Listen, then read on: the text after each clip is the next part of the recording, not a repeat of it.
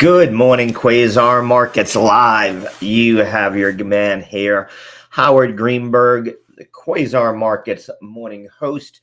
Some of you might have seen it, and if you did not have a chance to take a look this morning, go take a look on either our YouTube channel or on our Twitter feed, X feed, and you will find my interview with our CEO and founder, Stephen Bigbeat, or live from Davos this morning. He was at the Wall Street Journal House over at the World Economic Forum, was able to do a quick interview with him, get sort of his gauge on what he's seeing there. We'll tell you, in general, he said positivity seems to be in the air. People are very maybe not excited about all of the things happening in the U.S., but they do feel that it is the environment that they want to be investing in, the place where we're seeing money go. Yesterday's big announcement by the White House was Stargate, which is the AI sort of infrastructure platform program, whatever you want to call it, being put together with the folks, Sam Altman and his team over at OpenAI, Oracle, and then SoftBank, so Masa-san's commitment that he made before the election to President Trump that he would invest, whatever it is, a crazy amount, $100 billion or something in the U.S. economy, starting to come to fruition already. So Steve did say that is sort of the talk at Davos. A lot of it had to do with that. U.S. markets, we don't look ready to open too positively this morning, to be honest with you. Right now, just a quick look, QQQ is down almost half a percentage point here this morning, about 42 bips here. And then SPY is slightly down. So far, we are a little bit negative. Advanced decline, again, fairly neutral at negative 250. So we do have winners and losers so far today all over the board. Again, I do have to say that earnings reports are driving most of what we're seeing today. But let's start off in the foreign markets. And if we look here, Europe, and I talked to Steve about it, stocks really has made a real nice move up here. Over the last week, it's up over 5% here in the last week, moved up from 508 to 529, did break through what was some former resistance here in that 523 area, and the stocks again is a Eurozone indices similar to our S&P 500 that covers the 600 largest Eurozone stocks. So things like ASML, Novo Nordisk, and others make up this basket. I'll be surprised. This sort of caught me a little by surprise. I wasn't expecting it to move. Most of the things we've seen out of the Eurozone have not been positive at all. So if anything, I'd be starting to look to short this, if I had been in a trade on the European side. Also point out the Nikkei has gone negative here, but again, was on for its fifth straight day of positive movement. So again, about the same time that we saw the dollar drop, and give a little breathing room to world markets, we're seeing, in treasury rates, as we know in the U.S., had come down a little bit. That gave some breathing room to the rest of the world, as we talked about a little bit yesterday with our FX expert, Stephen Flanagan. And we're definitely seeing that. Again, the Shanghai's had a nice, pretty good day here, up about half a percentage point. That's been more in a consolidation over the last, almost month here. So we'll see if we get a breakout one way or the other. But world markets were extremely positive just an hour ago. They have dropped down a little bit since then. So that's what we, are seeing there. As we move over, take a look at gold. Has pulled back slightly, right to about that 2740 level. Wasn't able to break to a new all-time high. I thought maybe if we got above, and it did get above that level I talked about yesterday, right around that 27, 45, 2750 area, broke to 2756, but was not able to get all the way, to the new all-time high here. So again, another one, we'll watch it. Let's see if it can break above it. If it does, it could be in play for a continuation move. If it continues to get rejected, you can see how it's traded the last 2 or 3 times it's been in this area. Let me pull these off here, blow up this chart a little bit for us. You can see this is where it's set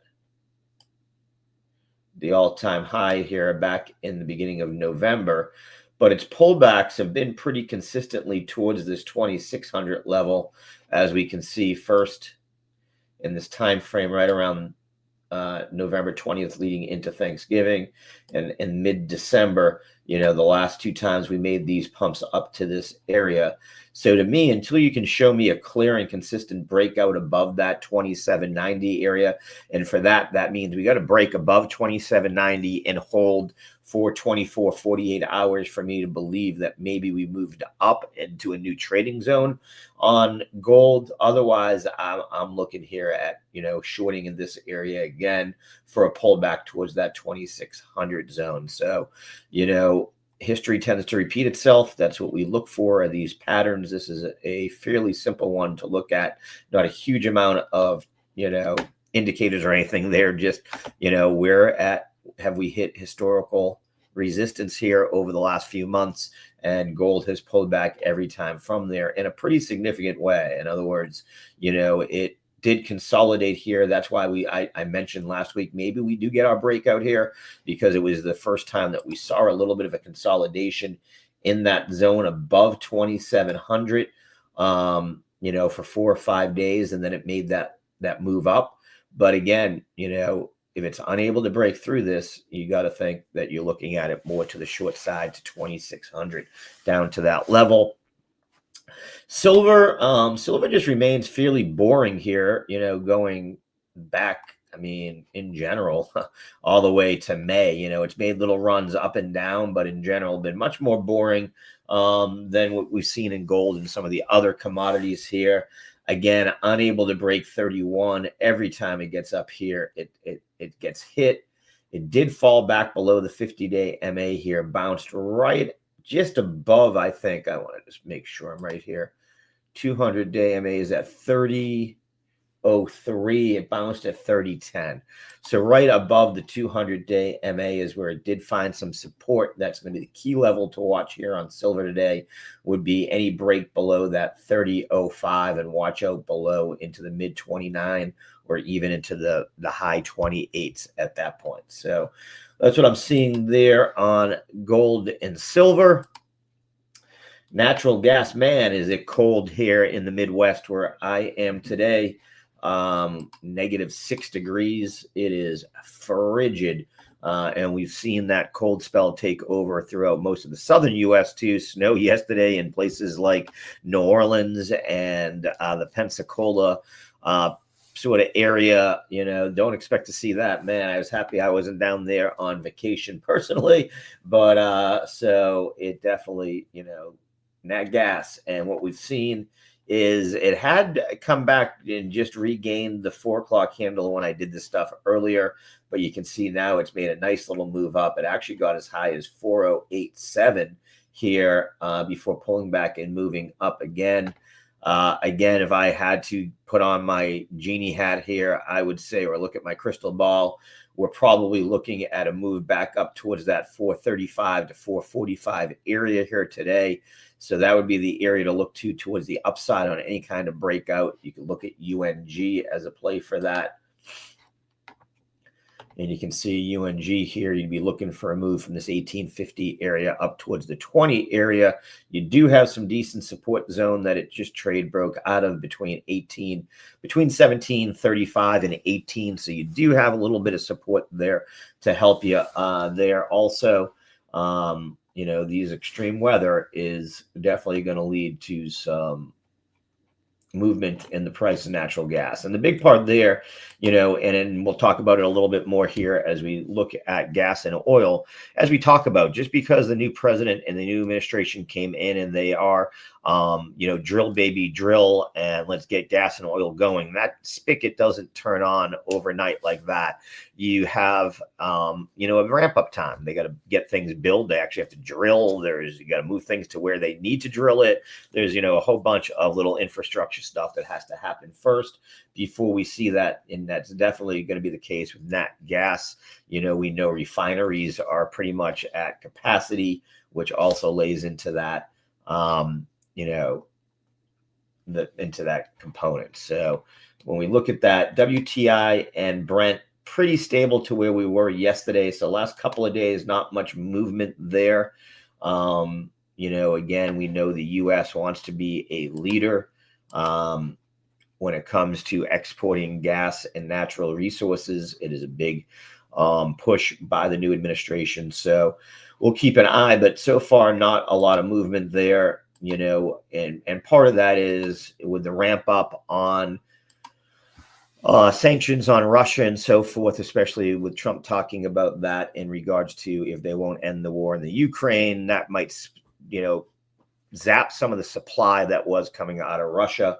But that supply can be picked up, as we know, pretty quickly out of the Saudis. So gas there, sort of in a neutral zone, not really, for me, it's in what I would call a little bit of, no man's land.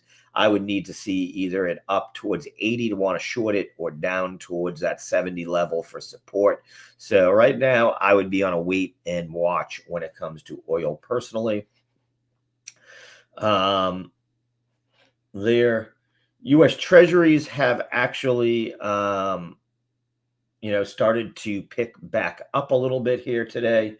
We see the 10-year has regained that 4.6 level, and it continues to try to move up here. So, we got that nice relief over the last week or so. It has sort of dried up, and we are seeing that 3 days of rates moving to the upside. So again, I think what we keep happening is we get, either some texts or some, press releases talking about the fact that maybe tariffs, when he didn't turn the spigot on immediately and throw those tariffs in, it gave it a little bit of room to breathe.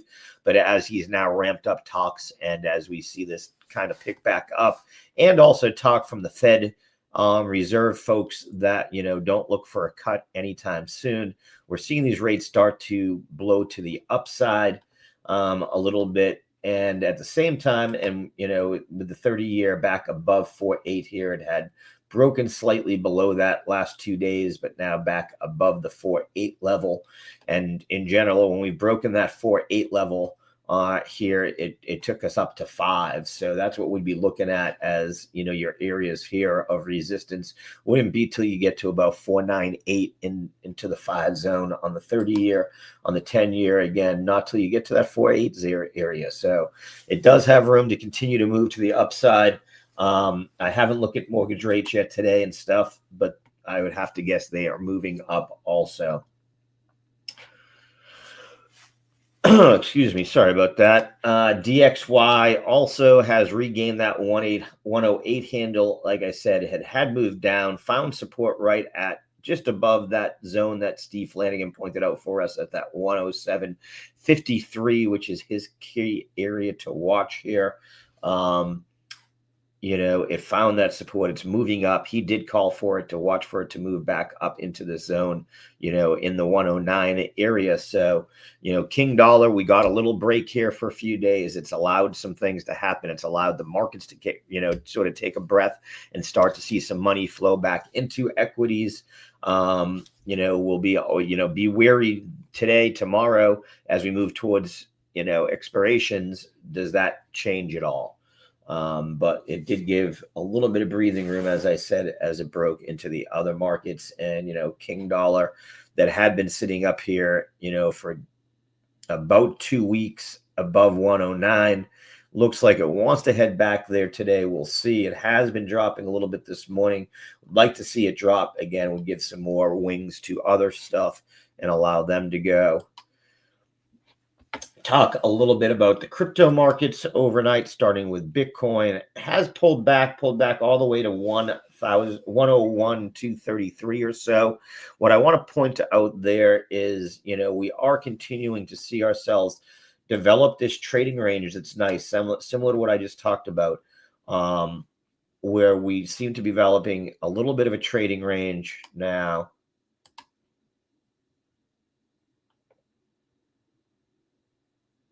Come on. In between this yellow line, which is right at about 100,000, and that 109 that it ran up to. And the question is going to be, can we stay here? Do we bounce here? Do we start to find ourselves in a trading zone up here? Or do we see a break and our actual trading zone is now between that 108 and that 95 area? Because what we see is, I was watching and we were in a trading range in between that 88,000 level and that 101 area. We broke out of that range and we sort of stayed above it here, going back throughout the last month. In general, we have limited moves below it. We made moves below it, but we really didn't close below that 92 area, 91 area. We had found a nice range in that 90 to 100,000 to trade. So the question is, are we going to see that now be the 100K level that becomes our support zone really well? Or do we still have a risk of dropping down to that 94, 95 level? We'll point out again, we did see some liquidations overnight that helped push this price down. There was about 50 million in long positions that got liquidated across the crypto exchanges. CME has a pretty large expiry tomorrow. We do have a pretty big expiry tomorrow of futures and options that could move this, cause a little bit of volatility, like I said. So we do want to keep an eye on that. And then, one of the things I would say lastly is we are still seeing more perpetual future money or traders on the long side than the short side. Although over the last 3 days, we've seen a move to more positions being opened on the short side as opposed to the long side. When it comes to Bitcoin, could give us, if those are weak hands, could give us a little bit of a squeeze here, push us back to the 105. I do think anything that drops us below 101 today gives us downside back into that 97, 98 area. So those are the things to keep an eye on. Bitcoin, big talk there. And I don't want to, dominate the show too much with crypto. We'll do that during my crypto show tomorrow. But banks are looking to get into Bitcoin in a big way. And when I say that, banks that wanted nothing to do with crypto, like Bank of America, where at one point you couldn't even use your debit card to put money onto an exchange, their CEO came out yesterday and said that the financial sector, the traditional financial sector, is ready to go as soon as the regulations get a little bit more clear. And I will point out, I'm going to try to get Caitlin Long, the CEO of Custodia, which is the digital asset bank that was basically sort of debanked and screwed over by the Federal Reserve and the FDIC and are in lawsuits with them right now, on to talk about that, hopefully either tomorrow on my crypto show or next week's crypto show. Caitlin pointed out that, these large banks, this is an issue. Them getting into Bitcoin in a big way, while you would probably think me as a very pro crypto and very pro Bitcoin person would think it's great. We need rules of the road in place before this happens. We need regulations to be in place. There's no other way to put it, but banks are the kings of leverage, right? They will use leverage to the teeth. We saw it. It's what caused the financial crash in 2008, the housing markets to go down. It's what caused the dot-com bubble. And what we could see is the rehypothecation of Bitcoin by these large mega banks as they, make synthetics and do bad things. So I'm really hoping that we can get her on to talk about that, but we need clear rules of the road, clear regulations in places. before these mega banks, before traditional finance combines with cryptocurrency. We need a regulatory sandbox where we can stress test these things to make sure they don't break. Okay. And that's coming from as pro crypto person as you have. And it's one of the things at ABCA that we are stressing right now, to everybody in the marketplace. And that's what I'm happy to see is people in the crypto industry seem to be very aware of it and very on top of it. It's not the TradFi side that is, though. So we might need to bring them in kicking and screaming to the table to talk about this stuff. But very important things to keep in mind with crypto right now. It's where you could also see this volatility kick off. And what I mean there is through the executive order, President Trump did revoke President Biden's former executive order that said banks couldn't custody Bitcoin. So they now have a green light to custody Bitcoin, and they've done that before the OCC, the Office of Controller of Currency, or FDIC or Fed or U.S. Treasury or anybody else has sort of written new rules. They're allowing this. So I want to see some regulations get laid down fairly quickly here. And we did see that another executive order did form a crypto committee led by the SEC that's going to try to get these different regulators together talking and coming up with this stuff. But we do need that sooner than later. Staying in the crypto markets for a second or two, total market cap is down about 1.5, now 1.6% overnight. Again, Bitcoin leading the way, but in general, red across the board. And even more so, the few things that were moving up yesterday, like Solana that I had pointed out, Doge and FET USD, all down sort of the biggest today. So we are seeing reversals. That means we're not in alt season yet. What we are seeing is what's down big one day tends to bounce back up on a mean reversion. What's down, what's up that next day tends to retreat and get a mean reversion. So if I'm doing crypto, I'm scalping, and I am definitely looking for mean reversion trades as opposed to continuation either to the upside or the downside here. Right now, I think we are just sort of stuck in a trading ranges. Economic data today, we do get initial job list. Actually, we should have got that at 8:30. Give me 1 second to pull that up here. I apologize. Normally, as you know, I'm tuned into CNBC and all this stuff to see what's going on. But this morning, I did an interview live with our man Big Beat from Davos. Please take a look at our YouTube channel or our Twitter channel to see that interview. Had some good information. Do want to point out again, those that have been following the show, both Steve and I are still long NVIDIA. I'm long from 142.50. And, based on everything that I'm hearing, I'm holding on, waiting for a new all-time high there before I even consider closing that position out. So I'm going to take that into more of a swing trade still and keep the metal to the pedal, so to speak, on there. Okay, so we do see that the rise in first-time jobless claims last week to 223K. It's marked a 6-week high. A lot of that being attributed to California's wildfires as a major driver of surge in applications from the state. Not surprising there. It says the number of workers collecting unemployment benefits rose by 46,000 to 1.9 million based on seasonally adjusted figures. And these so-called continuing claims are the highest level since 2018. What does that mean? It means it's taking a lot longer for people who lose a job to find one because of a slowdown in hiring. I will point out that our man Paul Valleja has been telling us that. He is the CEO of Hire Capital, a large staffing company here on the East Coast and the Mid-Atlantic.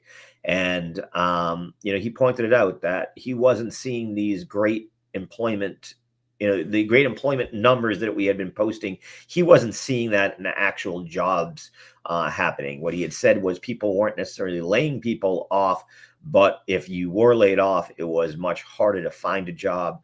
That continues to seem to be the deal here. And if I look, that has exasperated our move to the downside here this morning. Not tremendously, to be honest with you.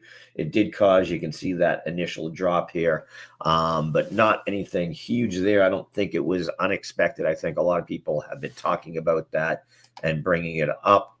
Good morning, Zora. I hope you're having a good day.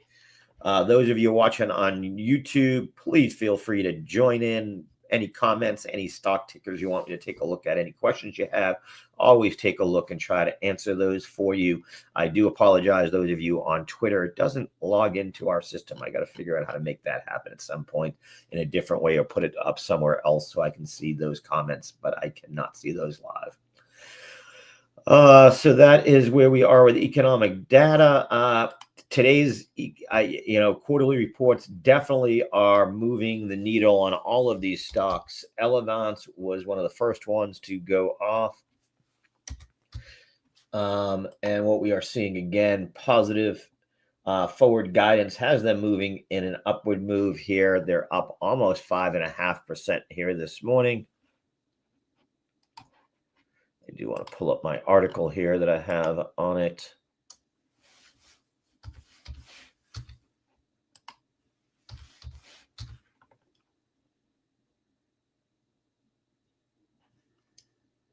If it will come up.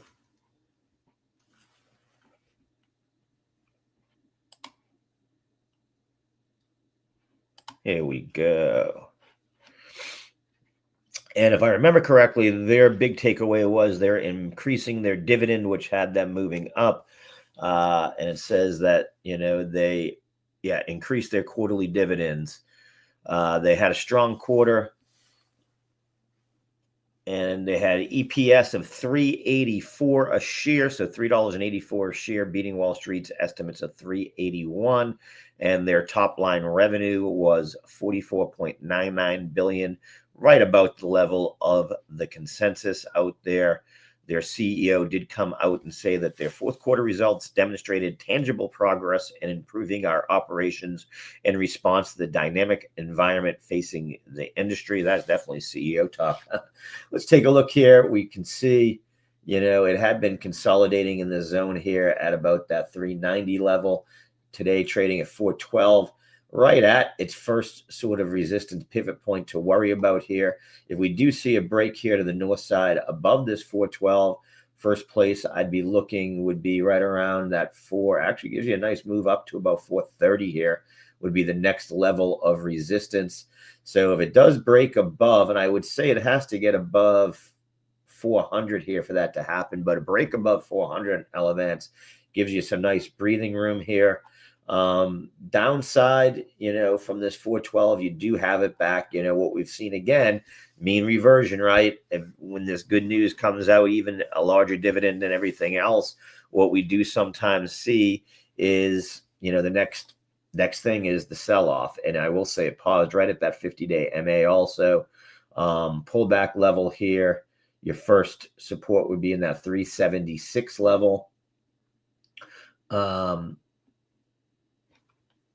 Yeah, really, you got a little bit of support at 400, not a lot.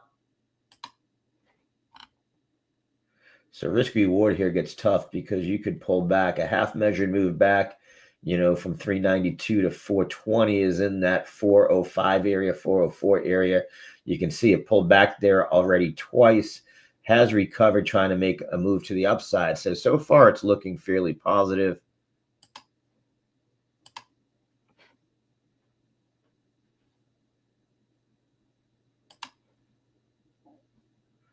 If we look here, you're looking right at that 404 area,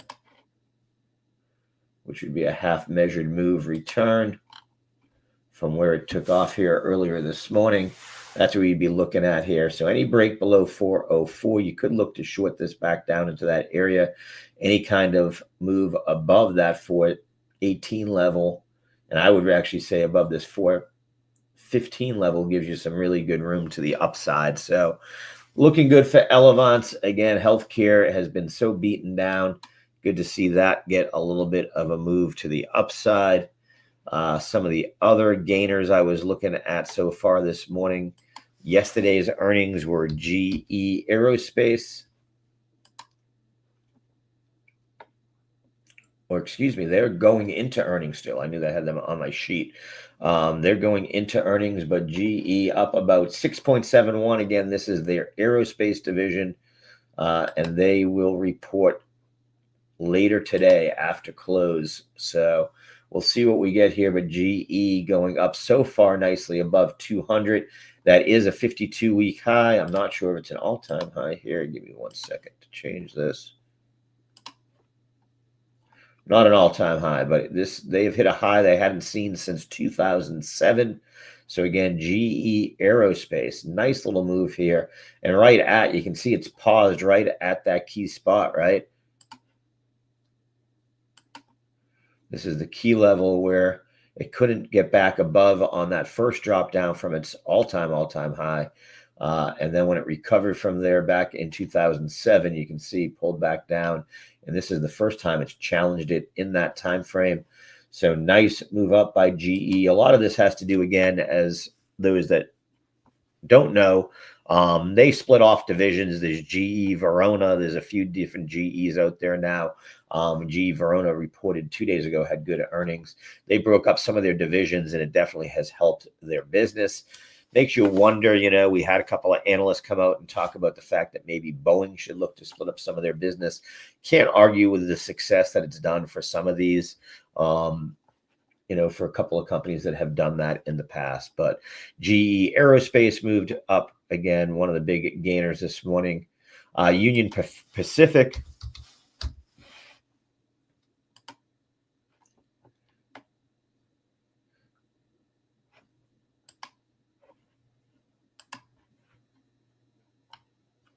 Gapped up really nicely again on an earnings beat and EPS beat here, but they are up about 3.6% here today.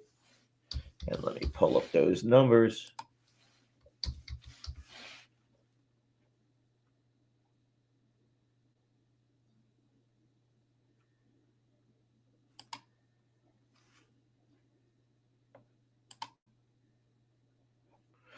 And what we did see is that they easily beat quarterly earning estimates. They did miss their top line revenue. Wait for this to load up here. Give me 1 second. There we go. So operating revenue came in at $6.12 billion, a slight miss from the 6.15 estimate, down about 1% from a year ago. But the company cited the lower fuel surcharge revenue, unfavorable business mix, and lower other revenue, partially offset by increased volume and core pricing gains. In the earnings release, their CEO, Jim Vanna, said, "Our strong fourth quarter results represent a great capstone to a very successful year for Union Pacific. The team has fully embraced our strategy to lead the industry in safety, service, and operational excellence." They did say for 2025, it's on track to achieve Investor Day goals. So they're sort of just maintaining their forward guidance.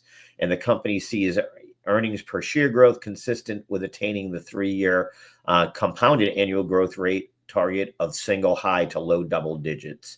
So it is good to see that CSX, which is another one of them, is going to do their earnings after market today. Let's take a look at that CSX.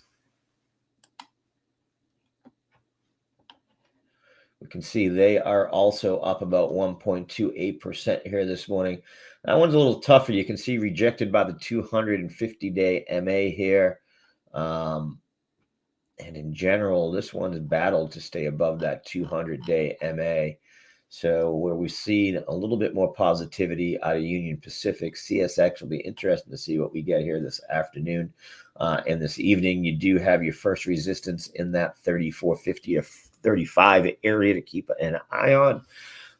But so far, that is seeing a little bit of love. Amalgamated Financial Corp, one of the banks.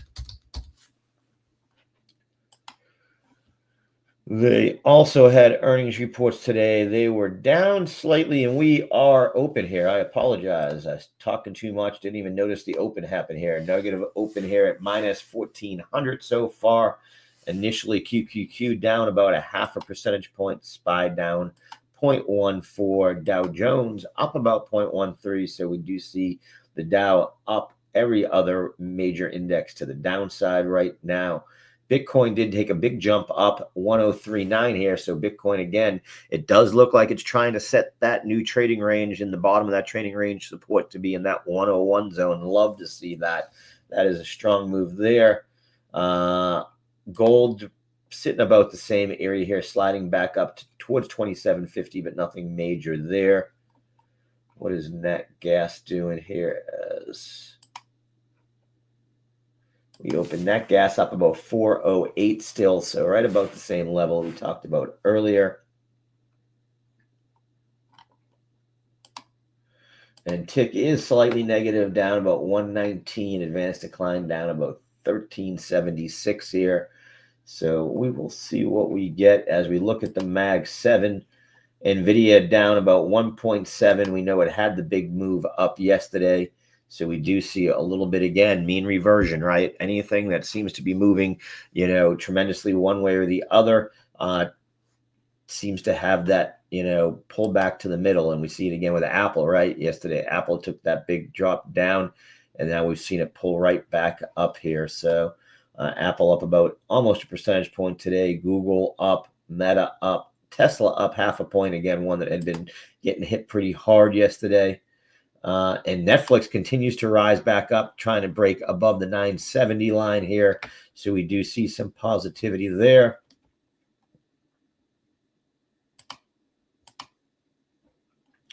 And again, across the chip sector in general, we see a pullback, big pullback by ARM today, down about 6.5%. One of the biggest pre-market laggards this morning, ARM. And there really wasn't much, outside of, again, the huge move up yesterday. They were one of the companies that were talked about as a member of that Stargate, the AI project, and they shot up yesterday, as you can see, tremendously. Again, almost a half measured move back here on that news. Micron getting hit pretty hard here today. Again, another one that had moved up over the last, that had a nice run for about a week. Rejected a 200-day MA and now dropping back down about 3% here. So we do continue to see drops across these.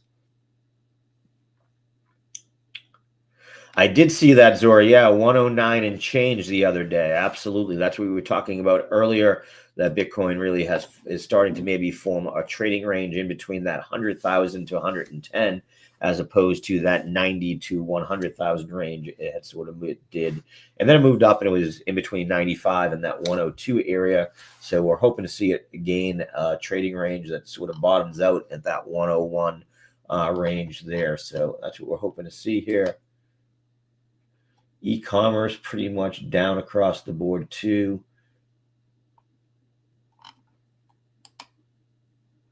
Banks, so, again, as we, have heard out of Davos and what we heard yesterday, told you that most of the banks, I am in a trade on BAC that we got in yesterday.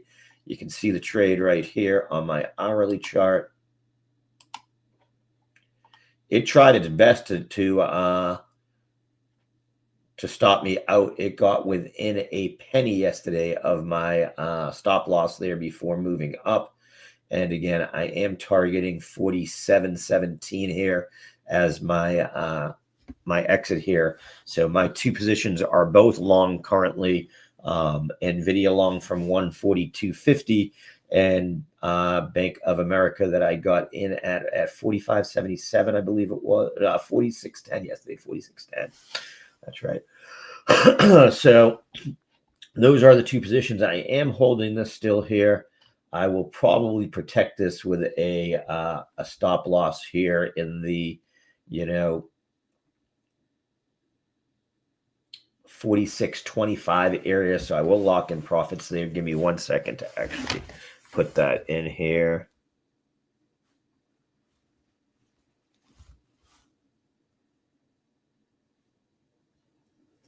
Okay. And I am still long on MicroStrategies. I forgot about that. I am still long on MSTU. MSTU, which is MicroStrategy's or Total Capital's 2x or position on MicroStrategy. I went long here end of last week, and I am planning on holding that until we break. I'm looking at a profit taking at about 1376 there. So those are my positions. I will be looking for probably a short position today, or looking to protect that with maybe, now that VIX is down under 15, maybe buying some VIX calls or something else to protect those positions. So I will be looking at that, as I am 3 long and no short right now. I don't like to stay that far. I don't think the market's done with its volatility. And I've been sticking lately with the Mag 7 a lot and looking to see, if something jumps. I don't see anything today. I'm not messing around with Netflix. I said that yesterday. Even with this big move up yesterday, it only made about, well, I'll tell you 1 second. Let's put the fib levels in.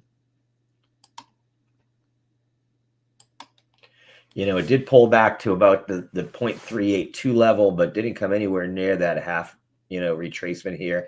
To me, that is a higher high, higher low, and could lead us to a breakout to the north side here, at least back towards that $1,000 area.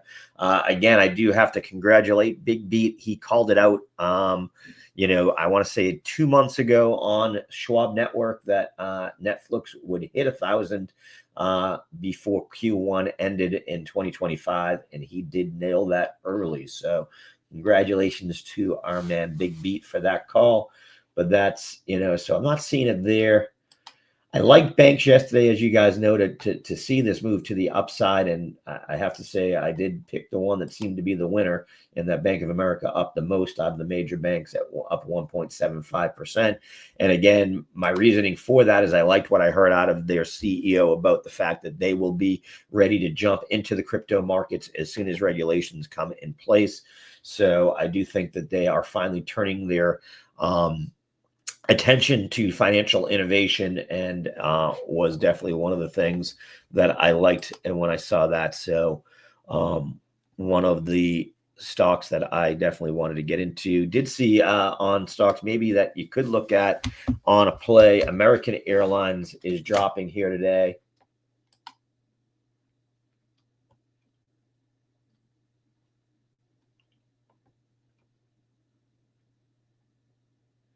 Down about 8.47%. They have earnings reports coming out later today, but it sounded like guidance so far. Oh, they did their earnings. So their earnings, they had a beat on both revenue and earnings. Let me pull up that report. Here we go.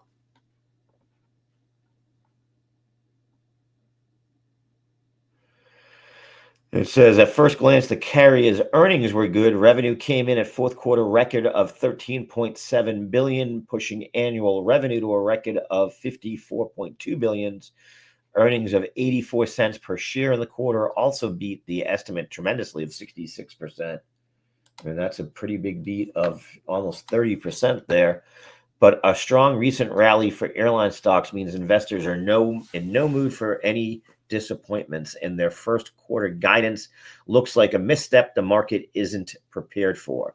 Carrier expects an adjusted loss between 40 cents to 20 cents per share, much steeper than the 4 cents per share loss estimated by Wall Street. It cited current demand trends and the outlook for fuel prices, so they're looking at fuel pricing take off. And the global average jet fuel price jumped 12% in the past month, according to the International Air Transport Association. That's interesting, because we know that, most of the airline stocks after Delta and, had their reports, after UAL had their reports, and after Alaska Air had theirs, we had seen those stocks all move in the upward direction. It definitely seems that this is pointing to the downward in general. Citi analysts did maintain a buy rating on the stock and noted the airline's full year guidance of $1.70 to $2.70 for next year looks conservative. And they're targeting $23 for the stock. So they're looking at it. This could be one here. I'd want to see if it re-challenges that 1650 level. If I do see a drop here this morning, especially a reject here, it looks like on the short-term chart, looking at VWAP here, it got rejected, tried to break through it, broke through it quickly, pulled back down. So we could see a retest of that 1650 area. That's where I would start to be interested in maybe a bounce move there.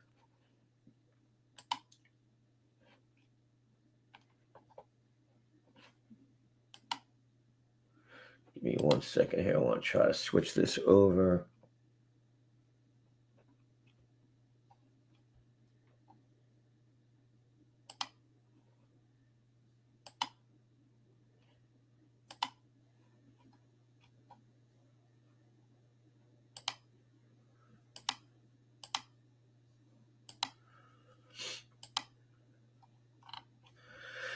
Okay, so for our pumpers, we still see GE Aerospace moving to the upside now, up 10% for the day. Trying to see if anything else is moving up tremendously. See again, mean reversion trade. Walgreens, we know Walgreens had gotten hit pretty hard. Moving up here today. Let me get this into the proper screen here. MicroStrategy, like I talked about, moving nicely to the upside here so far this morning. It definitely has resistance in that 400 zone. I do want to point that out. Anyone looking to play this MicroStrategy, 400 has been a resistance where it's gotten knocked down quite a bit in the past. Any break above that, though, has moved it up to that 440 area. So something to keep an eye on. You can see it's been riding up that 50-day MA here over the last week or so. So MicroStrategy moving up. Constellation Energy getting a little bit of wind again here. This is 6-7 straight days of upward movement here on Constellation Energy.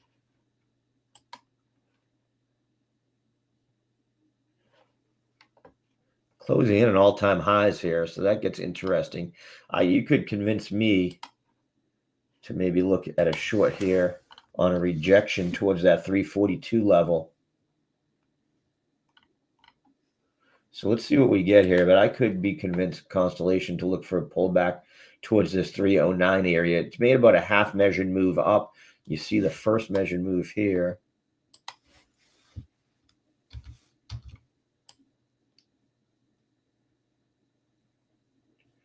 And you can see it nailed almost exactly the half measured move here.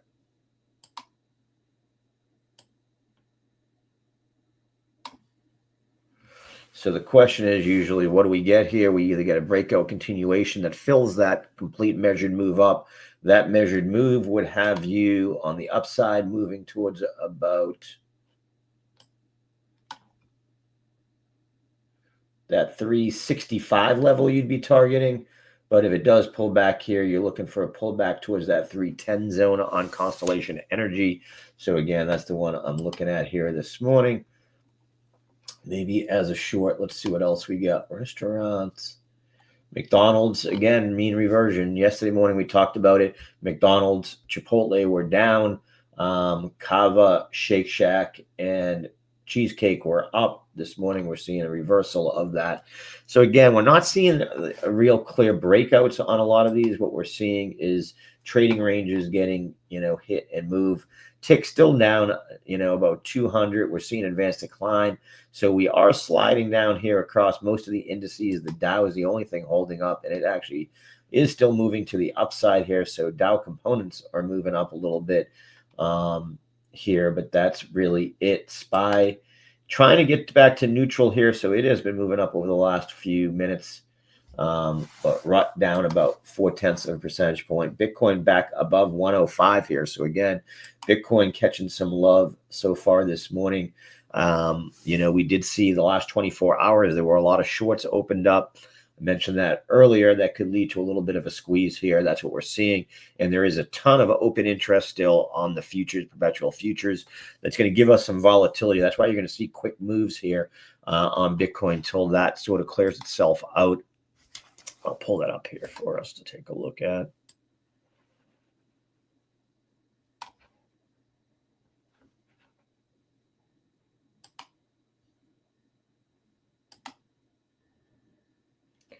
Open interest actually up about a percentage point here in the last 24 hours. I like it better on this one. Just one second here.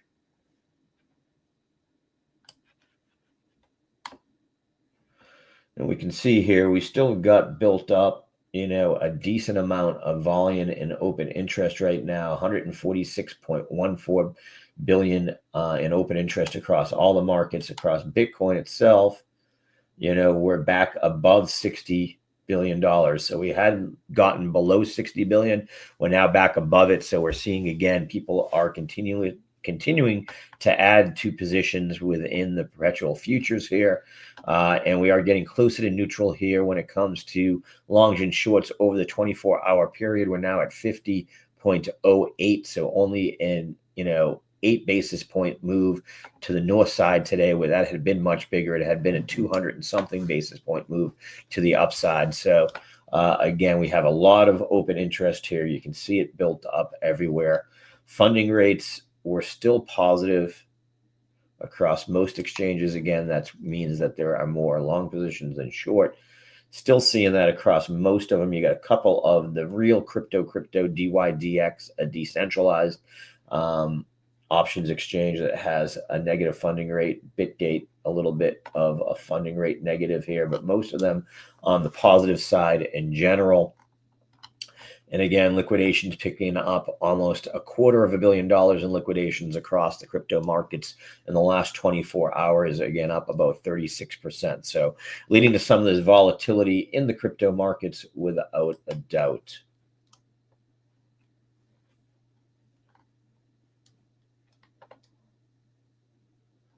Still seeing a drop down by the Chinese American depositories again. Seeing a drop by BABA here at down another 1.5%.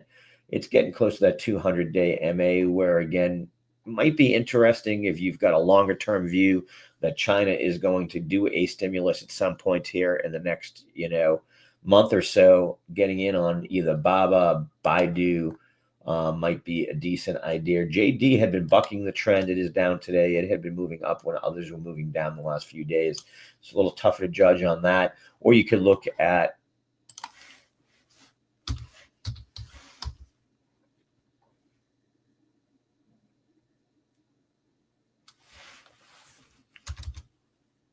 I always do it backwards. SCI.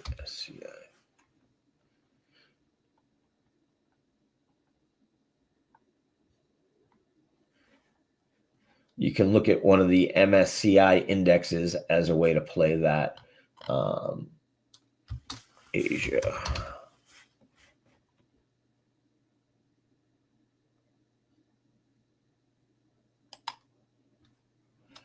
You can look to play that here with iShares MSCI All Country Asia, excluding Japan ETF, which would give you a higher, dispersion or a higher relevance to China than it does to than some of the other ones there. So this would be an interesting one that you could maybe take a look at here. I'd want to see a pullback down to towards that 71 level before I got in there. I'll be patient here on that and go from there. VIX is, like I said, 1483, a little bit further down on the VIX here, and I will start to look out and see what the call options look like down there for, next couple of weeks, maybe. That could be my hedge I look at here today.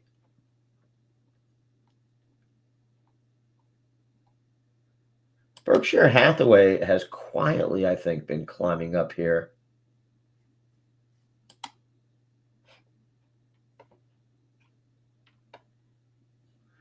In general, pulled back last 2 days, trying to recover here above the 50-day MA. It's right in the middle of that trading range, though. That one gets a little more difficult.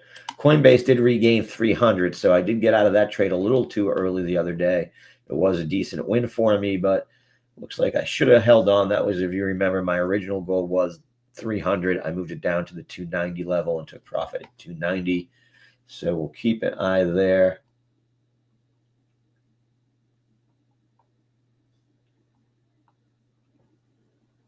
MSTR can't break above that 390 level right now and hold so far. Oracle continuing to see an up day again. We know yesterday made the big gap up on that Stargate news. Hit as high as 191. Again, retraced back down to this 181 level before seeing a nice little move up here today. So Oracle getting more love here.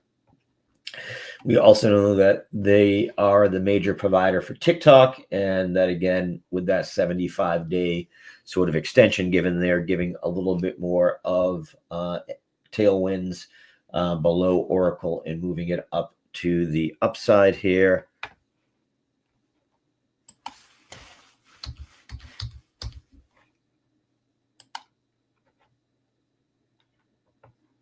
Was watching Lightbridge here for a possible breakout move.